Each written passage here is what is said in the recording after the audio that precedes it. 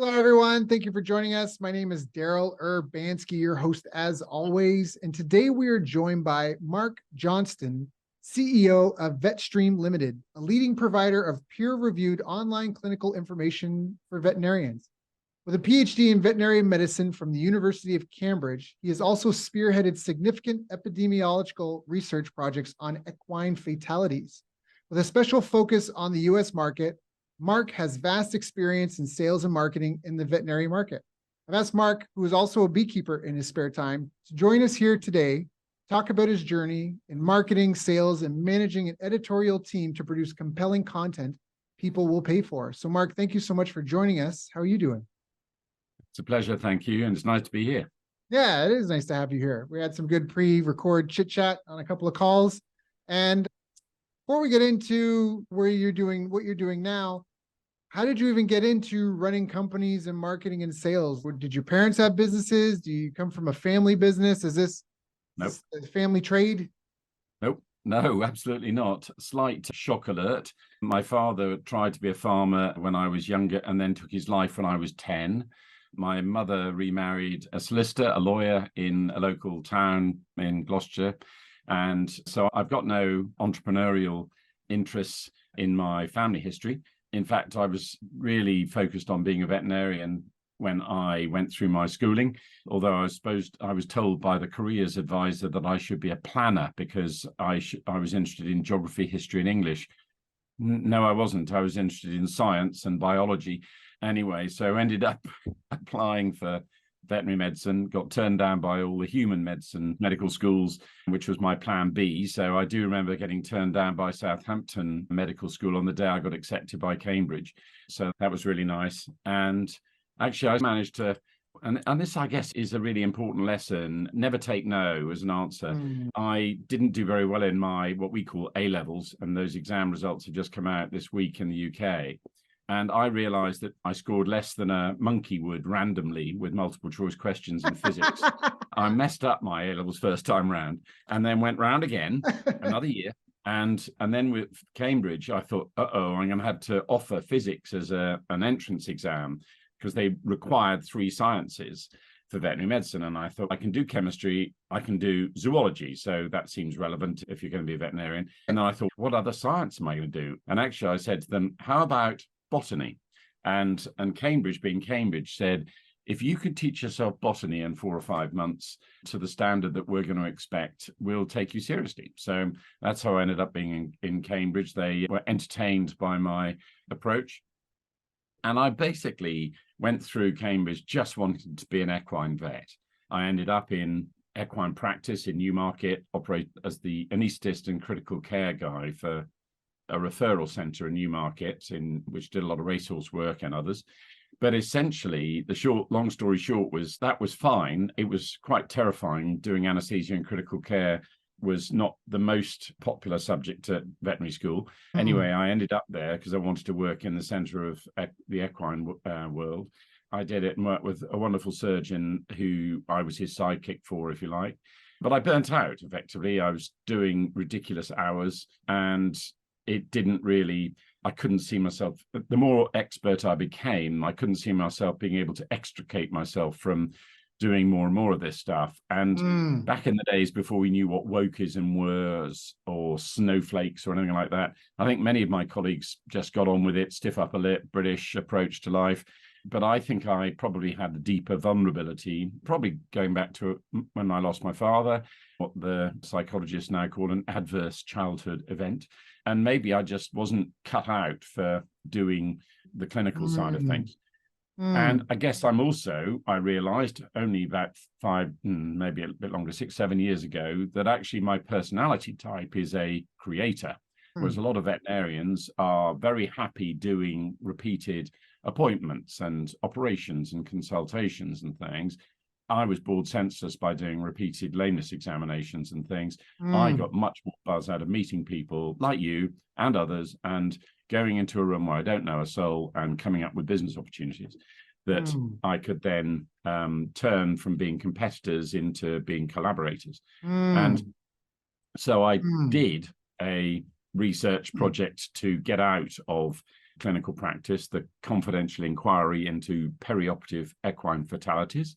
And that was all about epidemiology, another scary subject that we, thanks to COVID, know a little bit more about now. I realized that's a rabbit hole that I would not live in either.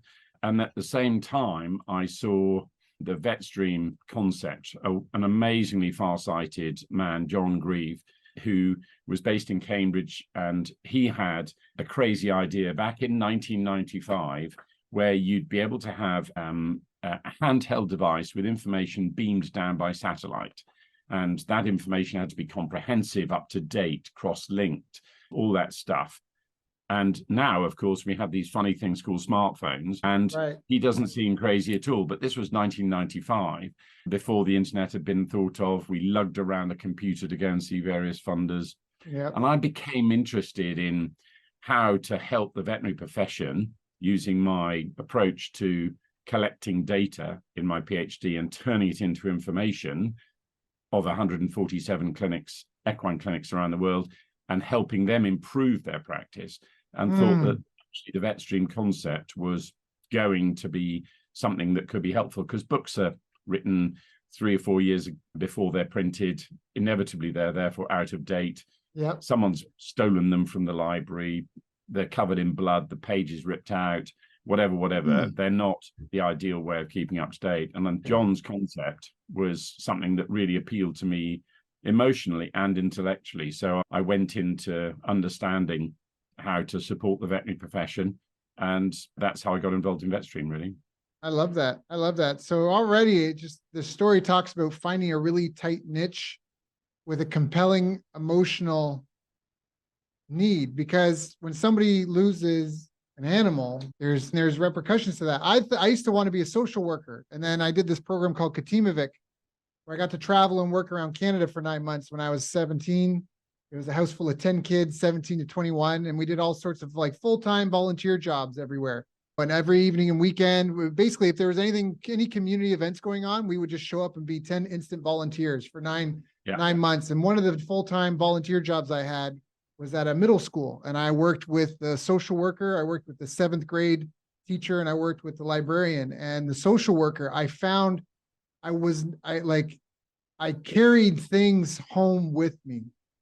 I think exactly what I'm talking about. Like when you leave the office, the issue doesn't stay there. When you clock out, you're off of the clock, and I decided that wasn't emotionally resilient enough for that job. And so it sounds like you found a tight niche with a very compelling emotional need, and then created a highly scalable service for it. It sounds fantastic in terms of listening to the story that way. Yeah, I think that's what we realized we needed. And I go back to John Grieve. He was the guy, and I came on. I helped with the fundraising. I've been involved with it for far too many years, probably. But I also realized going through that actually my mental health experience of burnout needed to be addressed as well. So I did get some good professional help eventually, thanks to my wife steering me in the right direction before I hit the brick wall. And actually, it's worth just saying, again, for other entrepreneurs, if you're in the wrong place, don't be afraid of changing direction. And I do remember my mother coming up to what we call see practice with me. She basically came round and saw me in racing yards and watched me anesthetizing horses and things. And she was absolutely bursting with pride. This was the pinnacle of equine practice, and a very small area of veterinary practice, but really top area. And she was able to talk about it in the social circuit in Gloucestershire. And I disclosed to her and said, "Mum, I'm hating this." And she said, "What do you mean you're hating it? You're nearly a partner in this firm. It's going to be the answer to all your prayers and everything else." And I said, "Yeah, it might be, Mum, but it's just not me, and I'm going to get out." And I remember her saying to me, "But darling, what am I going to say on the social circuit in the cocktail party and lunch things?" And I said, I really don't give a damn what you say in the social circuit. I need to get out. Otherwise, I'm not going to be here. And by that, I meant I'm going to follow the same route as my dad did. So that was a bit shocking for her and woke her up a bit. But the whole mental health thing is critical to many people in clinical care settings, because we do bear the brunt. To your exact point, Daryl, we are exposed to vicarious trauma, by which I mean the trauma of the people you're looking after or the animals you're looking after, and that has an impact on us. And it's a really important thing for us to be able to, in the caring professions, human and veterinary and other social care settings, we've got to find outlets to that emotional stuff. We've got to find our boundaries. We've got to have releases. And actually, it's why I also set up separately I'm a bit of a content squirrel, and I guess I realized that after a while, not just being a creator, but a content squirrel. And I kept on, during COVID, looking for content on mental health in the caring professions, and set up what you can see, the logo in the bottom part of my background, the Vets in Mind, down below the head with the footprints. This is a mental health support application. It's an app on Apple and Google Play stores, and we also have triage tools to help people in the veterinary community and their friends and contacts anonymously, really important, to find out where they are on anxiety, PTSD, low mood, suicidal thoughts. So that not-for-profit is completely separate to Vetstream itself. And I guess I'm interested in creating organizations, projects to address needs. And the need that I looked for in the mental health thing was pretty obvious, because I had a pretty direct experience and lost too many friends within the profession through either the mortality of suicide or the morbidity of just their mental health being very poor. But the need within Vetstream was it was driven by the actual market, the demand by vets for more information, because you can't keep up with all that's out there, or you couldn't do before Google arrived. And even with Google, you're then looking at uncertain. You got to read a whole study. You have to look at if the study was done well. You have to check the math on their statistical analysis. Was the methodology flawed? People don't understand. I'm just a monkey with a smartphone, but people don't understand and respect, like, how, just because it's a published study, even if it's a peer-reviewed study, how little nuances can slip through the cracks, and you've got bad data. And if you have bad data, then everything else on top of it. So I just want to repeat one more thing before we carry on. That's Vets in Mind is the app for mental health. I think it might be applicable to people who are non-vets. It's a nonprofit. Yeah. So go check that out. If you're it's very open for people to use. We don't collect any personal data. It's really important that vets are very clinical people, carers are very capable people. And we have this concept of the hero complex, where because we're capable and making important decisions, we can be seen as and build ourselves up into this sort of hero mentality. So when we start not coping, we tumble quite quickly into an unpleasant place. So the hero complex enables us to stay at that place. All is fine. My wife has a phrase of explaining fine, and the F I won't use, but you can guess in a second. The I stands for insecure, the N for neurotic, and the E for so good I can't even remember what it was. Insecure, emotional. And the F is an expletive, which you can probably imagine beginning with F and ending in off. We are not fine a lot of the time, and we need to be able to recognize that, talk about it. I think we're getting better at it. But so that mental health support need was Vets in Mind, and it's open to anyone. The Vetstream business, the vet lexicon services, all about looking after and providing what vets need right at the sharp end, veterinarians, I should say, sorry, at the sharp end of clinical practice in both companion animal practice, in equine practice like I was, and livestock practice. We try and provide that. And it's been a bumpy journey. No one told us how to do what we were doing. Paper publishers saw us as massive competitors, so they weren't very friendly towards us for understandable reasons. So we had to reinvent the wheel. And so we started with clean sheet of paper, and we came up with putting into practice what John Grieve had as a concept. And it really was revolutionary. And pioneers get the arrows, settlers get the land. And we were pretty determined not to be just pioneers. So we had to really reinvent and make sure that we were settlers too. And that was a learning process. So the journey of providing information and in the right format, as I say, internet, we started off with CD-ROM. That was all you could use, which we sent out every 3 months. And then luckily the internet came along, but as slow as a slow thing. And then it's now become a lot quicker. And we've now got 5G, and we'll probably have something even faster sooner. It's the technology has been helpful, but also hindered our progress. But we've built up 1,200 contributors, leading clinical people writing the content.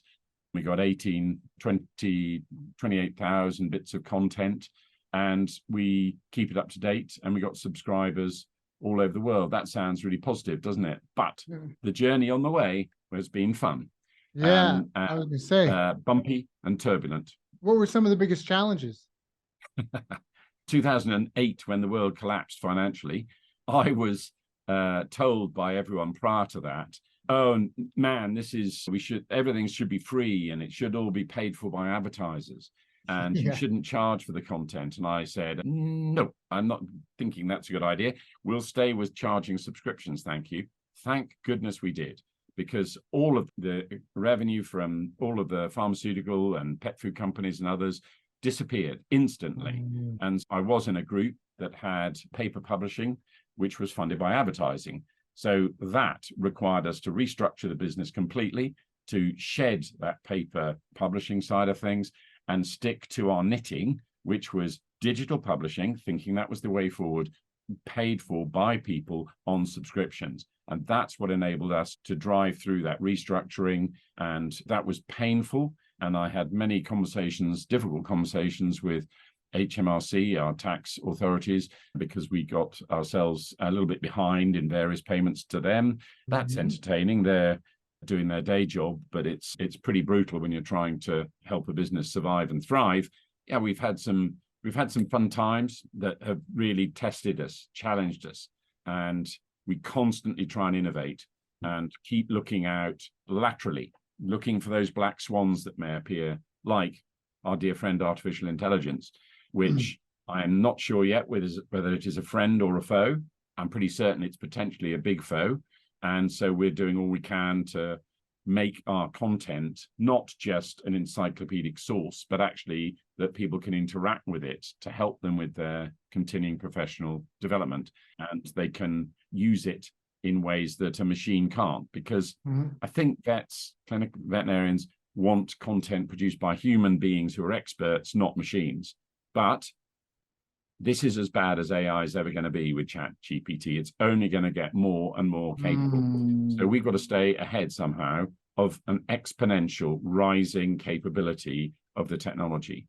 And so that's another little business challenge, which keeps us fresh, keeps us on our toes. I don't know the future.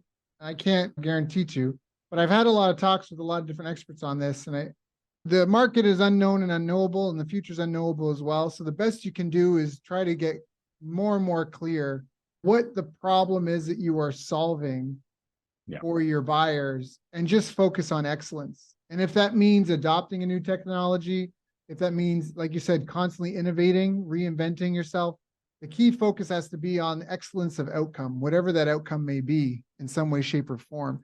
And I think that for what you guys have done, you've done so much so well. And because you guys have been like revolutionary from the beginning, I just think tell me if I'm wrong, but it might just be same song, different day to a certain extent, right? Because this is before it was CDs, then it was internet, and all the content should be, it's just same song, different day. But I think if you just focus on excellence and what the specific problems are, I think that will see people through whatever they're doing. The problem is when people are copycats, and me too, because there's no innovation. Right.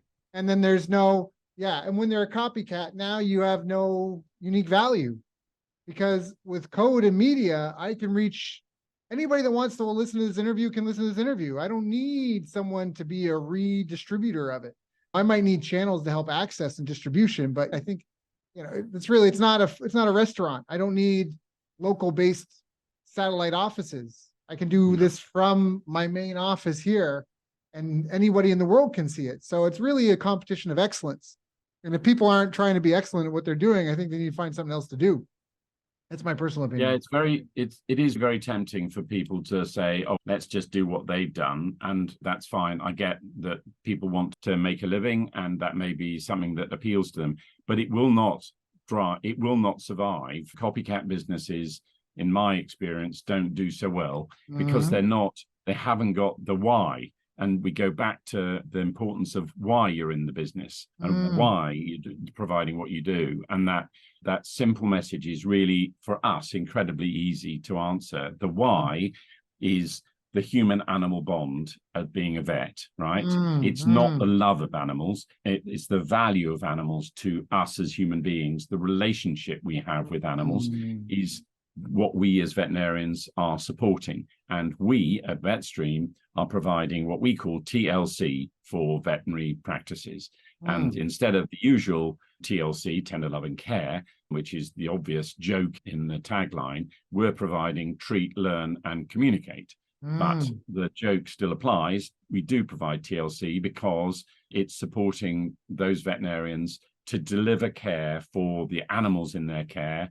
And why are those animals in their care? Because they matter to people, either for emotional reasons in companion animals or for farming and food reasons. And we are there to support those veterinarians. And that human-animal bond is the why behind what Vetstream does.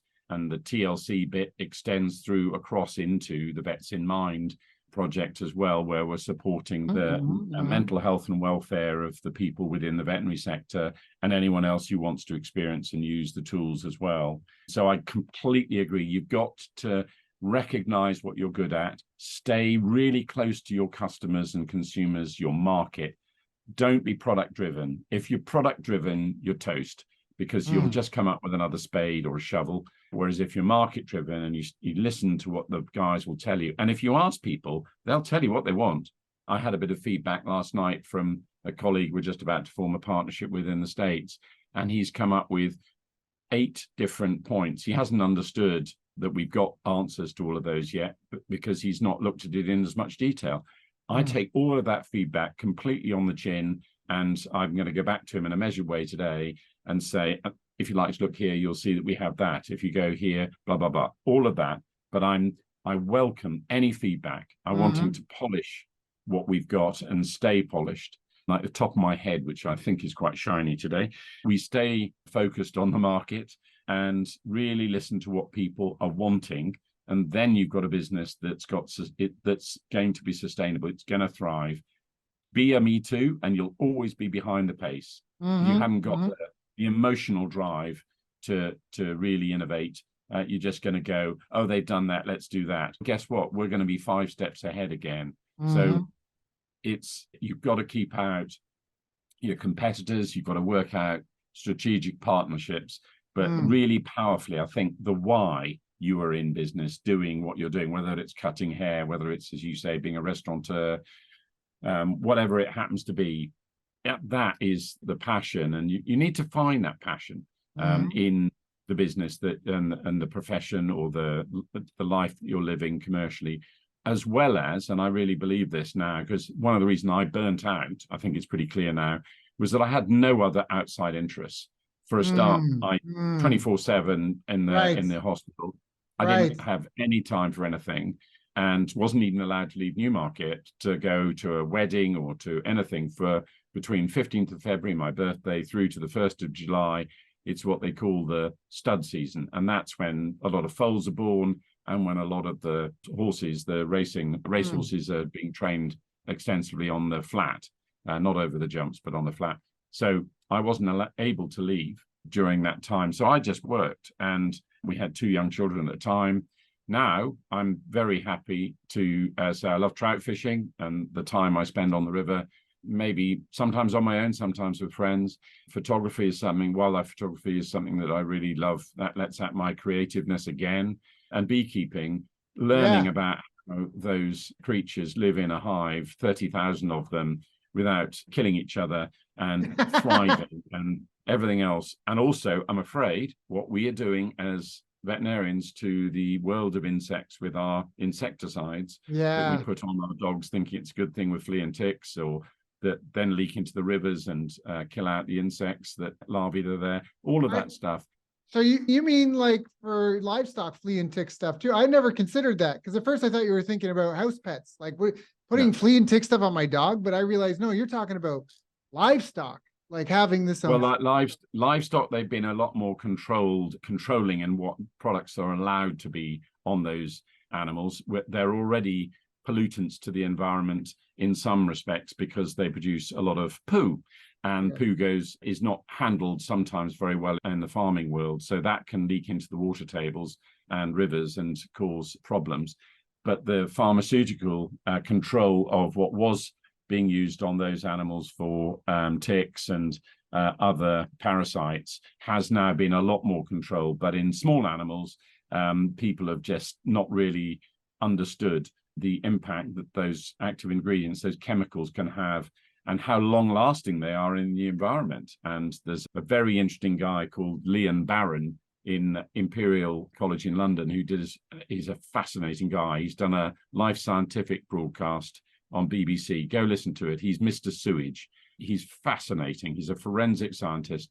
And he and I, for some reason, got talking a couple of years ago, and he was saying, what is it about cocaine and ketamine going up in London in the waterways in parallel during COVID? And it turns out that a lot of the younger generation are combining those two recreational pharmaceuticals.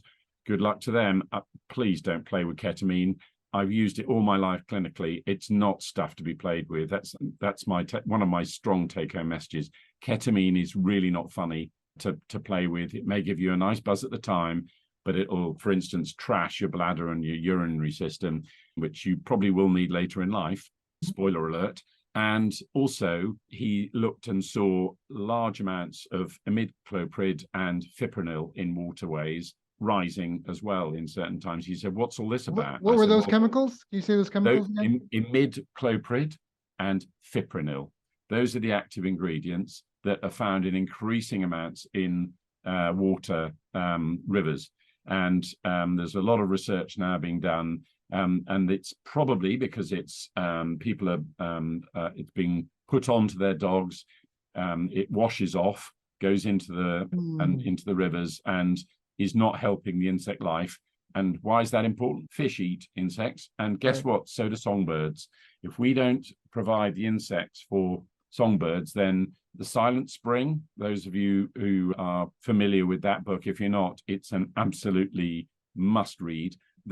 That book described the impact that we were having on the environment way back in the 60s. The Silent Spring, absolutely instrumental. And the banner has been taken up by very important biological people like David Attenborough, or Sir David Attenborough, I should say, Duke of Edinburgh in England, King Charles.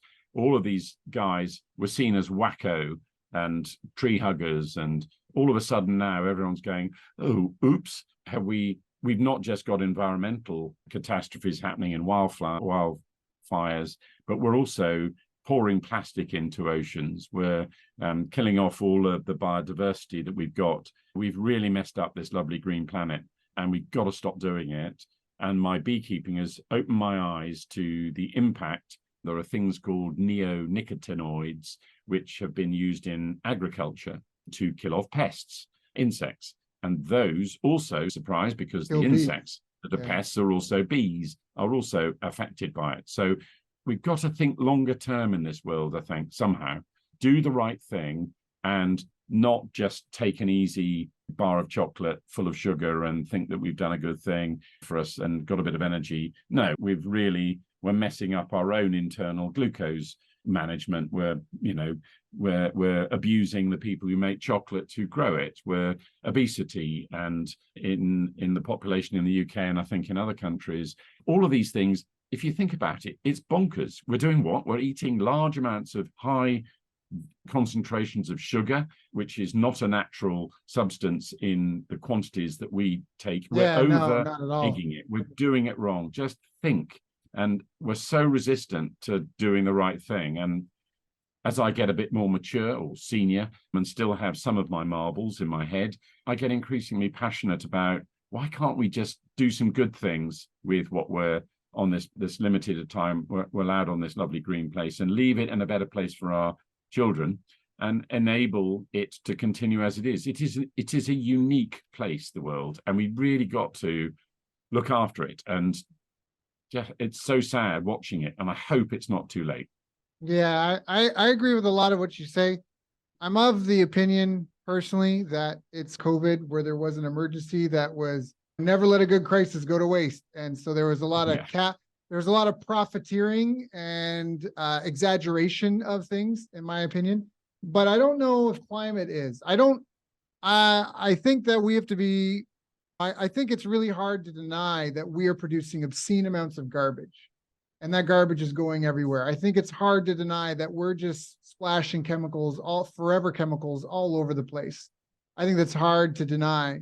So I think that those things are critically important that we get right. I don't know if we need to worry about reducing people's consumption of meat. I don't think we have to have people locked in their homes and unable to drive to visit relatives and things. And so that's my concern, is that I agree we have to do the right thing. I forget where it is in the world. You mentioned Sir David Attenborough. He did a documentary that was on Netflix. And then one of the things I love so much is there was a community, and I just don't know the name of it. I think it was in the Pacific Ocean, but they made like a protected habitat. And it actually created, because the fisheries, it was dying in that part of the world because of they're just like overfishing and all this stuff. So what they did is they created like a sanctuary, and Yep. all of the surplus of that was available for the fishermen to take. And it actually created an abundance of before, where they just decimated everything. In Japan, they have a way of harvesting lumber where they actually don't kill the tree. It's almost like a bonsai, where they culture the tree to grow, and they cut the leaves so it grows like wide and thick at the bottom. And then they prune the new offshoots that are coming up to grow straight up, and then they leave them alone. And what they end up having is they have a tree that has all these beautiful straight wood growing from it, and they can harvest that, and the tree is still there. They don't kill Yep. the whole tree.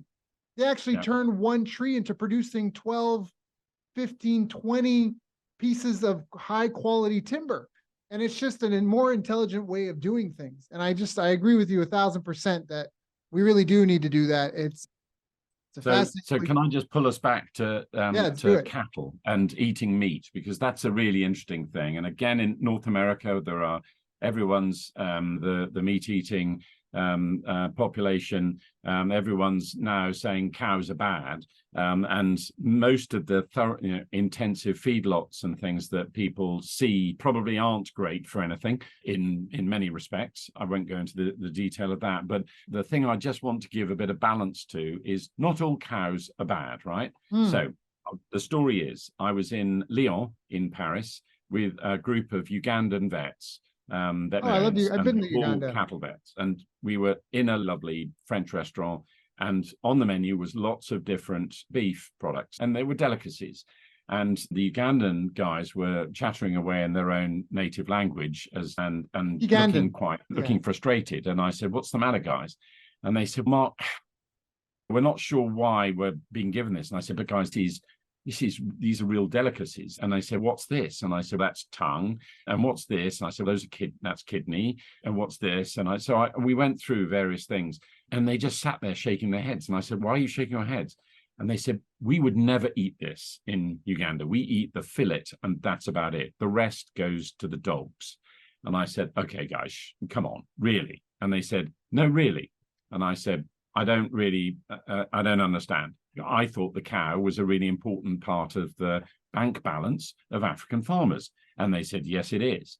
And I said, "How can that be if you're not eating it and you give it to the dogs? That doesn't make any sense." And they said, "You're going to have to go through a little journey to understand this, and you won't forget once you've been through this journey." And I went, "Okay, tell me." And they said, "What's the value in a cow?" And I said, "You're telling me it's not the meat. You're in Uganda, where the transport and the temperatures and often the road conditions don't really allow for a lot of milk production. I don't believe it's the milk." And they went, "Nope, it's not the milk." And I said, "I do know in Nigeria, for instance, that leather is a massive product from cattle. Is it the leather?" And they went, "Nope." And I said, "Now I'm struggling." And they said, "What else do cows do?" And I said, "They poo." And he said, "Exactly. The cow produces compost manure, which we put on the land. Most of us in Uganda, in our faiths, are vegetarian. Our soil in Uganda is inorganic, and yet we have lots of sun, lots of water, but we don't have any organic matter within the soil. The cattle are the composters. With them, we are then able to grow the vegetables that we sell on the side of the road and in the markets and eat in our families. And I went, OMG. You know, the cow is instrumental because it is a cash cow in those economies. It is providing all that food. Not all cattle are bad. The way we keep cattle in monocultures, in feedlots. Monocultures, even of a food crop, are terrible. Even regenerative agriculture has got to be the way we go in the future. Permaculture and regenerative agriculture and vertical farming are the way of the future.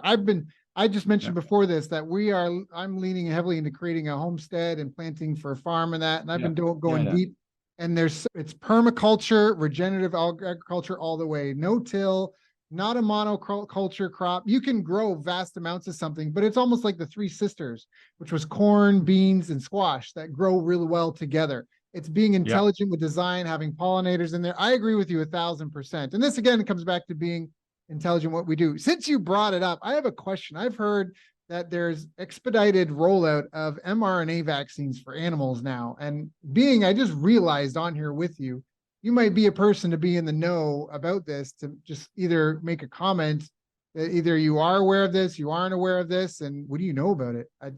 So what context are you thinking of then, though?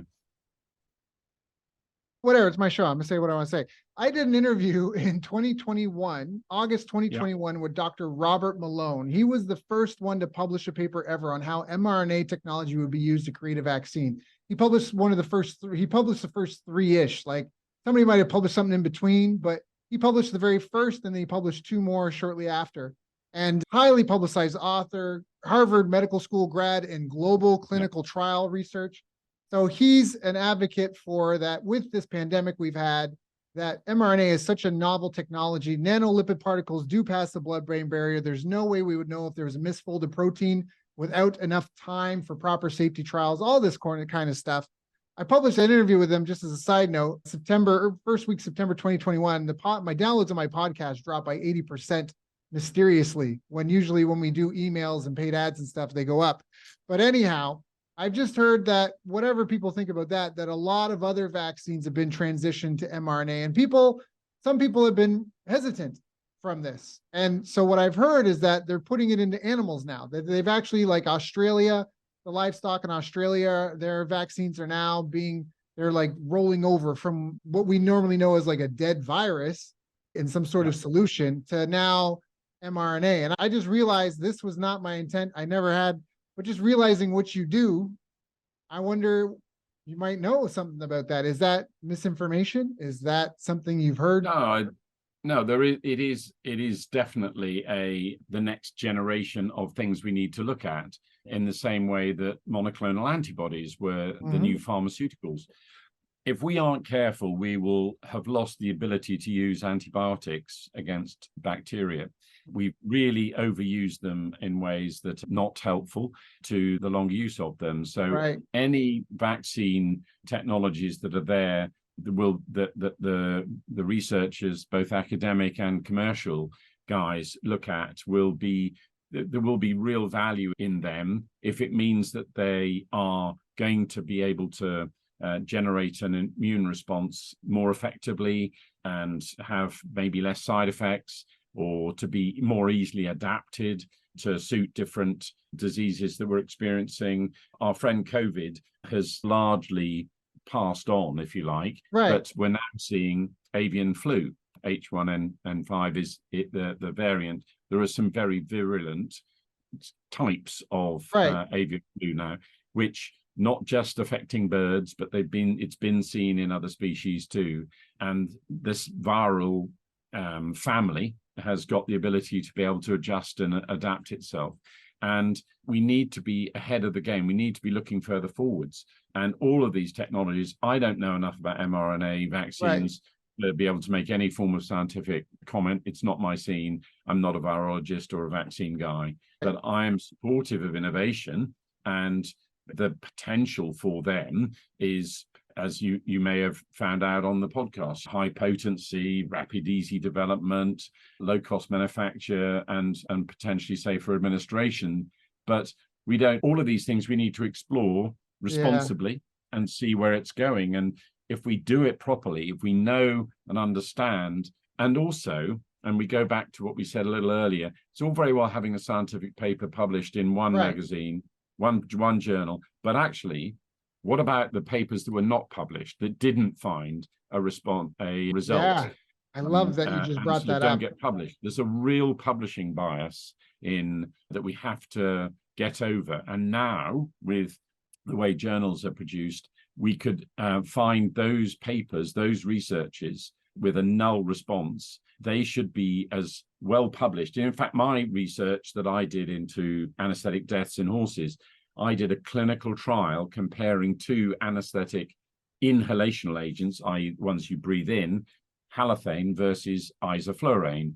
And this was 15 years ago, 20 years ago, and we found a null response. There was no difference. And yet everyone was trumpeting and saying, oh, isoflurane is going to be so much better. Halothane is an unpleasant and had plenty of issues related to it with anesthesia of horses. Isoflurane should have been better.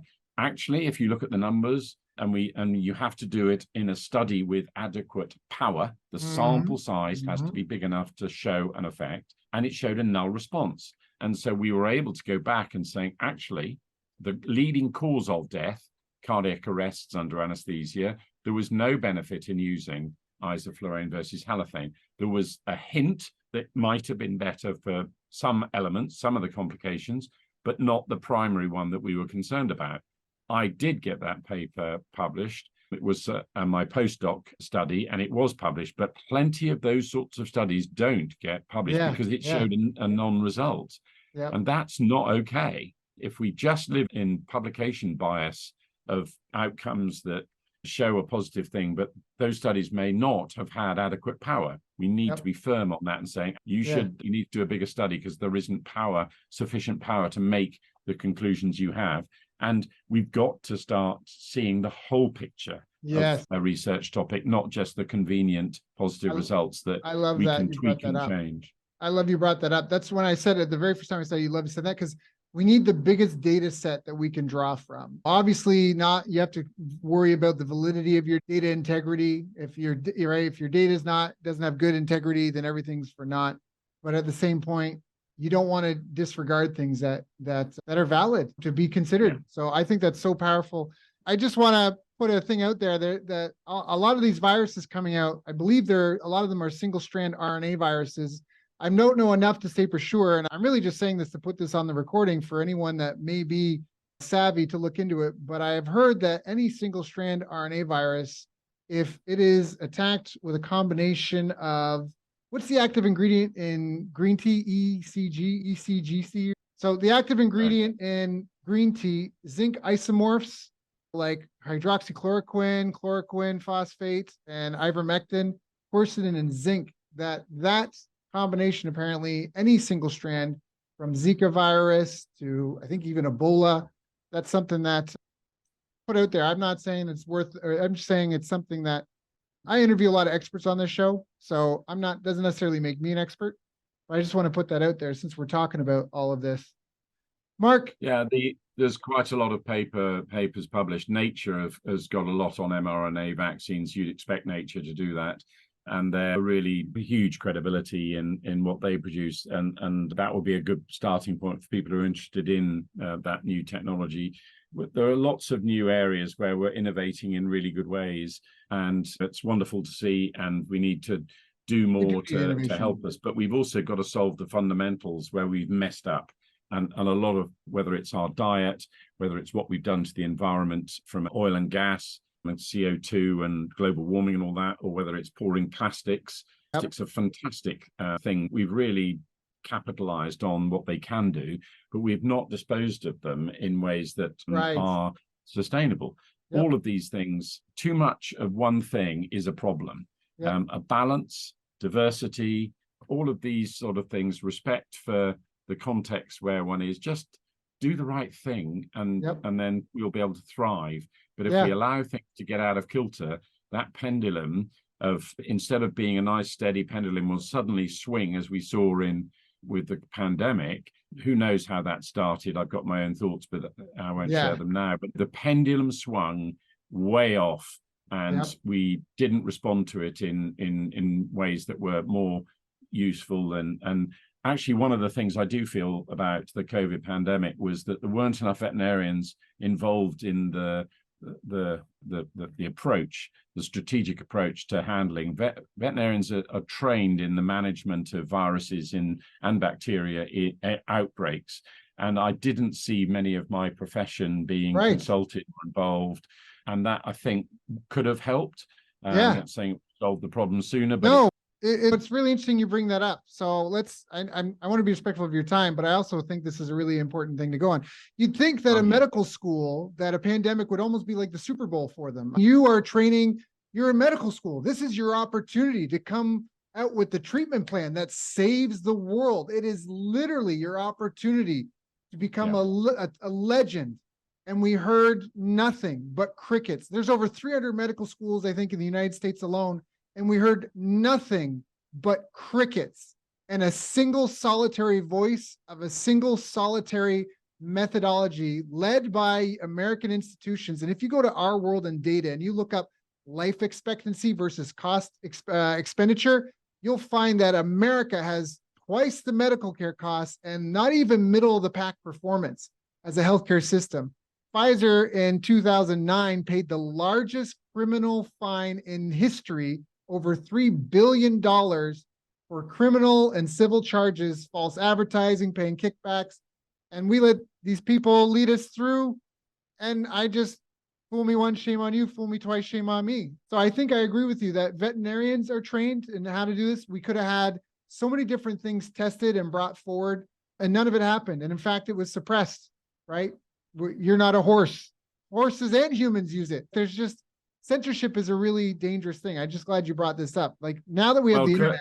The reason being that the coronavirus group is something that affects many animal populations. And so we are trained in respiratory diseases in animals, in poultry and pigs, swine, and all sorts of different populations of livestock animals. And in companion animals too. There's been a recent outbreak of coronavirus in Cyprus that you may have seen and heard of. Everyone's in a panic about, but actually these things are around, and we need to just deal with them in a measured way. There is knowledge about a lot of them, and I think it was a shame that veterinarians who are trained a lot in how to handle pandemics. I mean, what the classic example to me when I first heard about this pandemic thing was we send airplanes over to China. Yeah, bring the infected back home. What?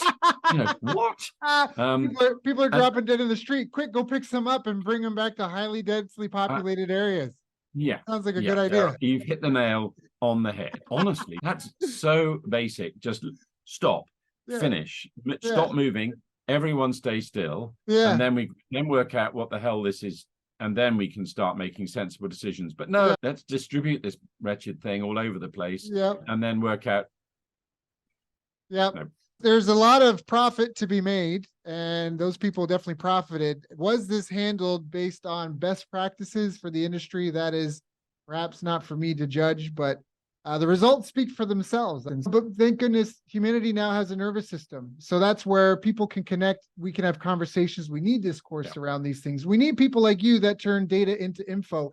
And like you mentioned, we need the largest data sets that we have, because censorship is very dangerous. That's where if you're not allowed to draw a conclusion, if I'm not allowed to, if we're trying to estimate the safety of crossing the street without looking both ways, like any valid, relevant data that's not included in that equation could equal death. So even if that's where we want the largest data set possible, I don't know if it's a good example or not, but censorship is really bad, especially in the era of AI you brought up, because we don't seek out and kill all the monkeys that exist on the planet, because that's not our intent. Now, we may destroy their habitat. Some people may poach them. Okay. We don't seek them all out. However, when we use something like AI to censor and suppress and dissent, it seeks out all and everything. And that's where we really have to get back to basic principles, fundamentals. I think that's so important, and seek universal truths, and to constantly be looking for that signal to noise ratio as we hobble our way into the future, trying to figure out things as we go. So Mark, you've been such a wonderful, do you want to say something? One last thing, I think, and this comes up it's a clinical conversation as well, that needs to be addressed is, and there's so much disrespect of people, right? So in flight decks and in operating theatres and in lots of high pressure environments, there are people in the room who may have a small voice, but they have an important voice. And so many occasions now, some of the airline catastrophes that have happened, a person in the cockpit was saying, something's wrong, this isn't right. And the other folk would just say, no, I've been a pilot, a captain for 15 years. All is safe, we're going to carry on. And in operating theatres, people say, I don't like the way this parameter is changing. And someone potentially disrespects and says, what do you know? And they happen to be female. So there's this stuff going on now in operating theatres. People introduce themselves so that they do have a voice before the operation starts. So hi, I'm Daryl, I'm the anaesthetist here, responsible for blah. I'm Mark, I'm the surgeon. So-and-so's the anesthesiology technician. I'm going to be responsible for administering the anesthesia and monitoring this bit. So everyone knows who everyone is. And when that person pipes up and says, I'm not happy, then that voice is heard and you can't just be discarded. And I think the respect word is so important. I'm so bored. I've got 3 daughters, and I'm so bored of the disrespect that the many people in this world are still expressing to female members of the human species. I see it in my business. It makes me really cross too, until I step in. And that may be because I'm the MD or the chief exec, or whatever you call it, or a grumpy git with a male voice. But I've got really good, capable members of my team, and I'm certain a lot of this is a gender thing, and I think it's disgraceful, and we've got to get better at respecting our other halves. We're all different, and other half of our genders, or people who are wanting to change their gender, we just have to respect them. It's not something that we have to agree with, but we have to just respect. And the same thing with color, the same thing with faith, same thing with all of these things. Just live on a nice planet. Look after it. Stop being so aggressive to each other and unpleasant. It's going to get you nowhere. Nothing good comes out of global domination because it doesn't work. Just live respectfully with everything and everybody, and we'll all have a nice life. But if you start abusing things, behaving badly, it's immorally. If you look at the values in most of the faiths in the world, they're pretty similar. They just happen to be expressed in a different language, or we pay homage to a different deity. But actually, if you look at it, and I remember sitting in a cathedral we have a slightly unusual system in the UK, people call high sheriffs.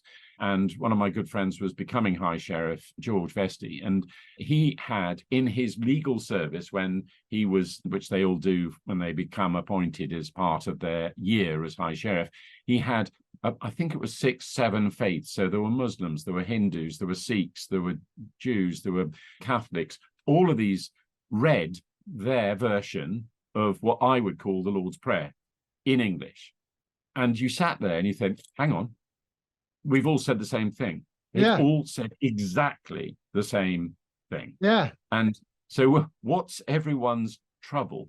We may have different skin color. We may talk a different language. We may have certain resources others want. Let's just be good to each other and work out something that actually makes sense. That's what I find frustrating about politics, is always, it's his fault, it's her fault, it's not me, they did this. No, come on. Let's pull together and go, what are the problems that we need to sort out?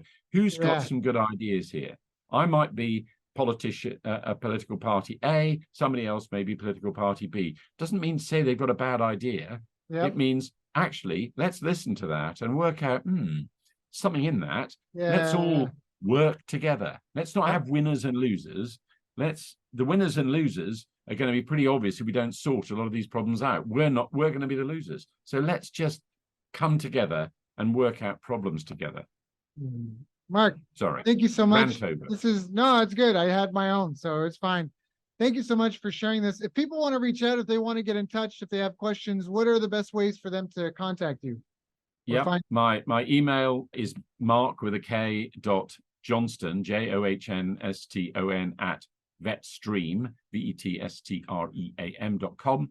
That's a good way. The Vetstream website, the Vet Lexicon website, any of those things work nicely for me, and I'd be very happy to engage with anyone who wants to have a further chat. I think life is about people. we're human beings, and I love the connections with people, and I encourage everyone to explore what they are in their personalities, find out what sort of person you really are, because we are all different, and then work to your strengths, find out what those strengths might be, do tests, do personality profiles, explore and discuss with friends and colleagues, but just be respectful to everything that we have around us, whether that's people, friends, colleagues, environment, our bodies. Just, it's not difficult. Just be respectful and do the right thing, and one's life could be beneficial to everyone. One could make a healthy living and do something good, leave the world a better place.